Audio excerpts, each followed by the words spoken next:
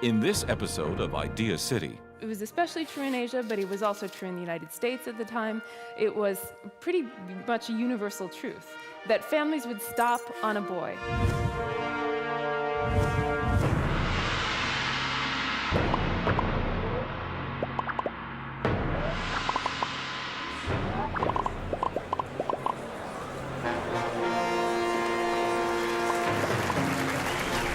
Moses Neimer's Idea City Conference. Ideas change the world. Here's another kind of flash bit of news. This is a story from the New York Times dating back only a few days. It says, for the first time, researchers have determined virtually the entire genome of a fetus using only a blood sample from the pregnant woman and a saliva specimen from the father. The accomplishment heralds an era in which parents might find it easier to know the complete DNA blueprint of a child months before it's born. This would allow thousands of genetic diseases to be detected prenatally, but the ability to know so much about an unborn child is likely to raise serious ethical considerations as well. It could increase abortions for reasons that have little to do with medical issues and more to do with the prenatal preferences for traits in children, such as their gender. Mrs. Mara. Mara, how would I pronounce your name? Hvistendahl. Hvistendahl? H is silent. All right, so I'm going to talk to you about choosing the sex of your baby and what it's doing to the world when lots of people together choose the sex. In Asia today, there are over 160 million women and girls missing from the population. You probably know that what's happening is, by and large, sex-selective abortion. So women going in for ultrasound scans in the second trimester and then aborting if the fetus turns out to be female. You may know that this problem has spread beyond China, beyond India, and beyond East Asia to countries as varied as Azerbaijan, Armenia, Georgia, Albania, Vietnam, Taiwan, and even to the United States and Canada, where sex selection is happening as well. But if you're like many people, you maybe do not understand the causes of this problem. And that's because we've been looking at it wrong for over 30 years. And because we've been looking at it wrong, we haven't been able to solve the problem. So I moved to China in 2004. At that time, the country had a sex ratio at birth of around 120 boys born for every 100 girls. To put that in perspective, our natural human sex ratio at birth is slightly more boys than girls, around 105. But by the time you get to 120, you have big, big problems. This problem had reached many parts of the country. I wanted to understand what was going on. It was obvious if you went to an elementary school classroom in a certain part of China, you just looked out at the classroom or counted when the school let out, and you would see many more boys than girls. What I didn't understand is that this problem is often in China blamed on the one-child policy, putting pressure on women to ensure that their one child or one of two children is a boy. When the one-child policy has been in place since 1980, and today it's actually less enforced and less relevant for many parents. Many parents would really choose to have one child today. And yet the sex ratio at birth has continued to rise. So more and more girls are disappearing from the population, and I thought the policy can't be the entire explanation. Around the world where sex selection is happening, it starts in urban areas with the middle class or wealthy people, educated. It is not a problem of poverty, it is a problem of development. Great ideas are meant to be shared. Join the discussion on Facebook.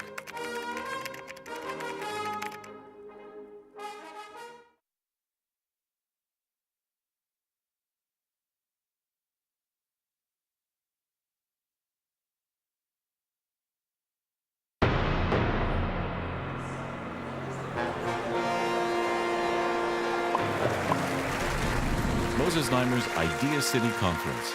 Ideas change the world. I went to a county in northern Jiangsu province to figure out what was going on. The county is called Suining. It's a bit north of Shanghai. It's in this area that was once agricultural. It's now industrializing very quickly, developing like all of eastern China. The sex ratio at birth in Suining had reached 153 boys per 100 girls. Which actually didn't make it the worst county in China that year, which was the sad thing. While I was there, I spent a lot of time with a woman named Liao Li, who is a strong, independent woman. She's a leader in her church. She's Christian. She calls the shots in her relationship with her husband.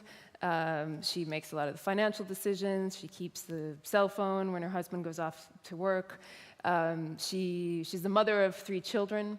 Actually, these days, now that the policy is not so well enforced, many people do get around it. And so she had 2 girls and a boy. And for all these reasons, I thought that Liao Li would have kind of an outsider's perspective to what was going on, and that she would be a good guide to what was happening in her community. And now Liao Li took me around, introduced me to other parents.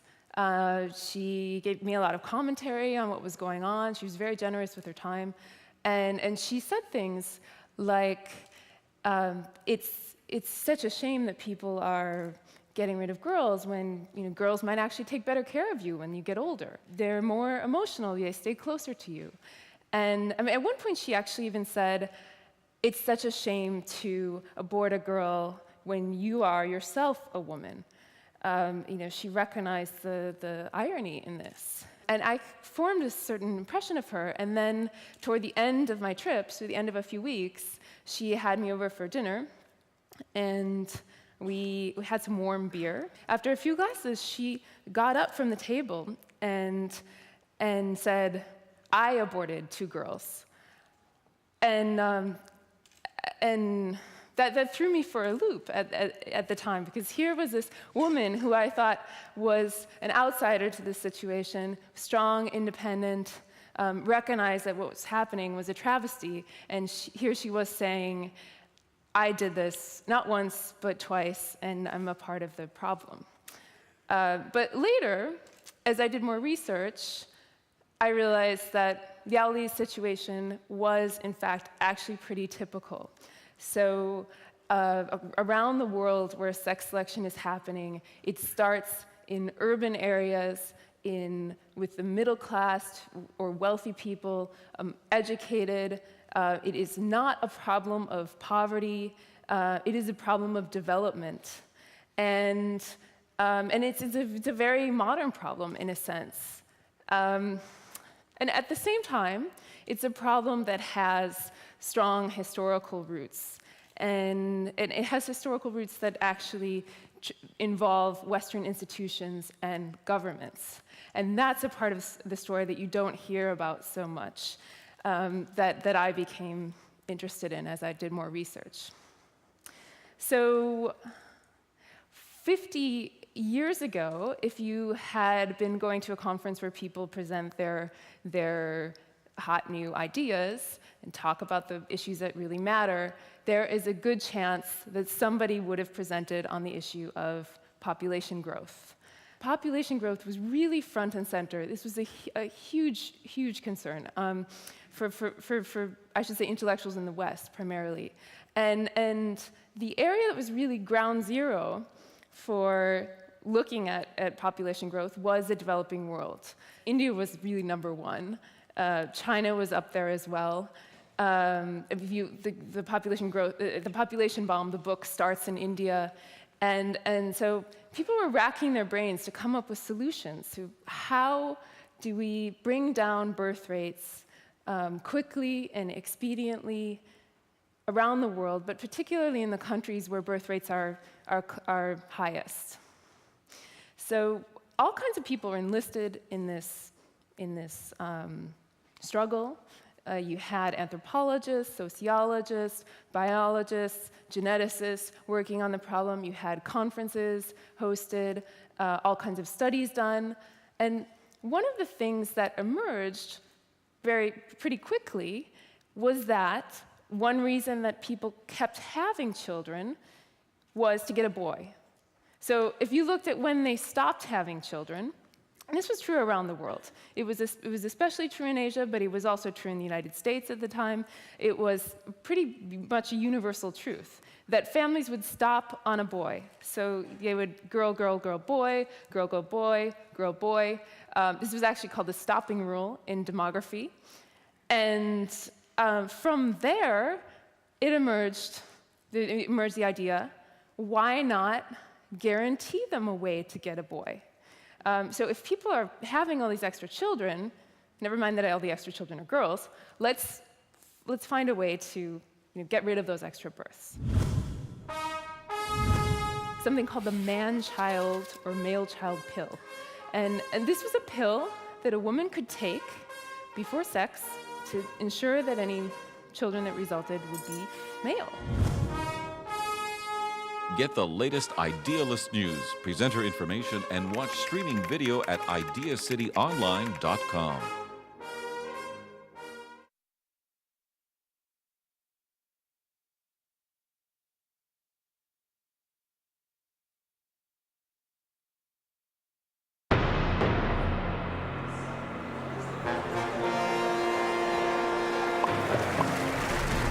Moses Znaimer's Idea City Conference. Ideas change the world. Sex selection wasn't a new idea by any means. Aristotle wrote about it centuries before. Aristotle had a number of different ideas about how to choose the sex of your baby. He had observed that with livestock, more males were born when the wind blew in from the north. So he thought wind direction was important. And the other thing was testicles. So a man has two testicles. It was clear to him that one testicle contained male sperm and the other contained female sperm. And if a man wanted to get a boy, all he had to do was tie off his left testicle. I shouldn't say all he had to do, right? Don't try this at home. And that would ensure that any children that resulted would be male. So these theories had been around for centuries. The desire to control human reproduction had been there for centuries. But by the 1960s, we were actually pretty close to a reliable method of sex selection that could be used on a mass scale. So there had been breakthroughs in genetics, in discovery of DNA, in our understanding of the sex chromosomes. By the 1960s, we knew that a boy was XY and a girl was XX. And even the first sex-selective abortions had been done in Denmark in the 1950s. And it was still a ways off from the point where everybody could be doing it, but it was possible, and it did seem on the horizon that a method of sex selection would be developed. Now, most scientists at this time knew that, or believed that the first method of sex selection to become available would be in utero, ultrasound combined with abortion. But there were people who felt that didn't go far enough. And these people felt that we needed to develop something called the man-child or male-child pill. And this was a pill that a woman could take before sex to ensure that any children that resulted would be male. Now, it never came to fruition, but what's interesting about the people who proposed these methods is that it wasn't that they didn't understand the effects of a world where men seriously outnumbered women. It was that they'd actually considered these effects, decided that it was horrible, and then still believed we had to go ahead with sex selection because the population issue was so front and center. So this cover story from New Scientist in 1972 was written by a British microbiologist named John Postgate, and he painted this kind of wild scenario. It is probable that a form of purdah would become necessary with sex selection. Women's right to work, even to travel alone freely, would probably be forgotten transiently. Polyandry might well become accepted in some societies. Some might treat their women as queen ants, others as rewards for the most outstanding or most determined males. That was John Postgate. This is a man named Sheldon Siegel, he was medical director of the Population Council, a US organization in the 1960s, also a big proponent of sex selection.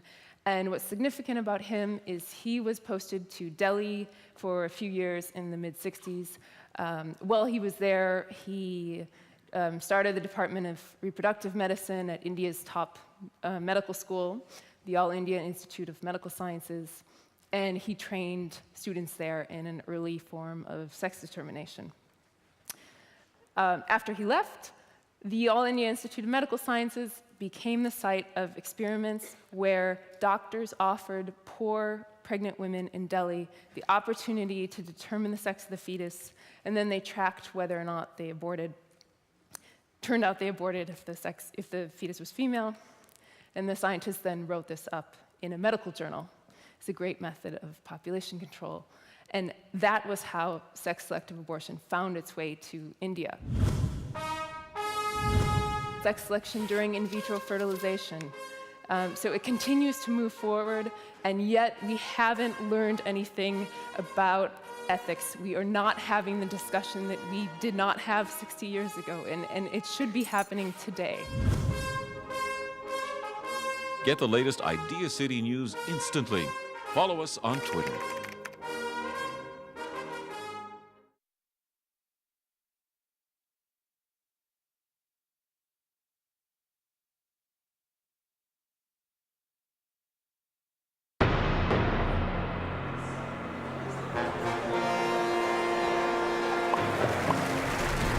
Moses Znaimer's Idea City Conference. Ideas change the world. Now, today, I don't have time to go into the huge effects that sex selection is having on societies in Asia, where it's been happening for several decades, but let's suffice it to say that some of John Postgate's predictions have actually come true. So women are being trafficked, they are being bought and sold as brides.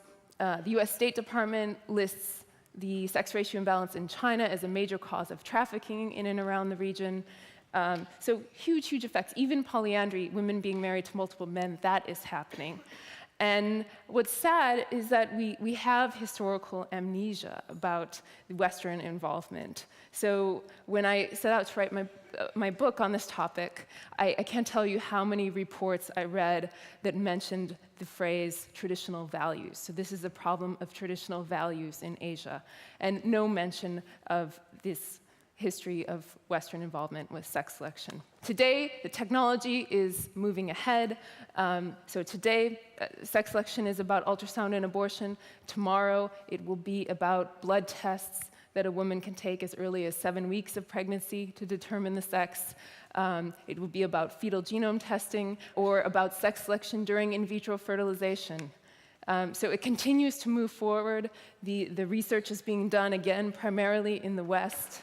And yet, we haven't learned anything about ethics. We are not having the discussion that we did not have 60 years ago, and it should be happening today at this point. So a few of you, or the Canadians among you may remember that a few months ago, the interim editor of the Canadian Medical Association journal wrote an editorial suggesting that doctors in Canada abstain from determining the sex of a fetus until 30 weeks of a pregnancy, when it's impossible to do anything about it. And this caused an uproar. Regenda Kales, and the man's name, he actually resigned as editor. There was an outcry in the press, at least for me, reading from watching this happen from China, that's what it looked like. And yet, if you go back and look at what Regenda Kale had to say, it actually makes a lot of sense. So thanks very much.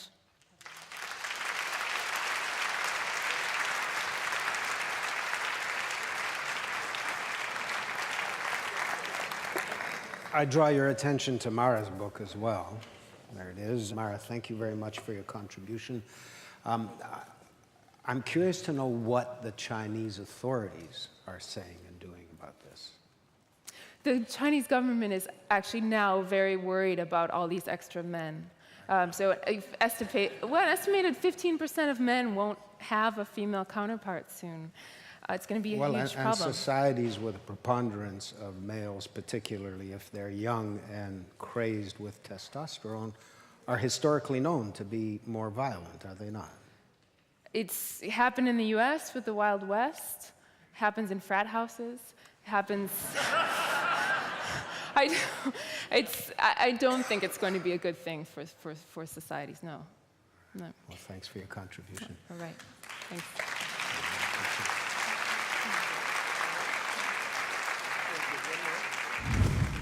Idea City is a place where ideas come face to face to inspire and give us hope. At this time, our planet needs it most. Idea City is a place. Everybody sing. Where ideas come face to face to inspire and give us hope. At this time, our planet needs it most. Idea City, gotta bring your ideas to Idea City, where ideas come face to face to inspire and give us hope. At this time, our planet needs it most. Idea City.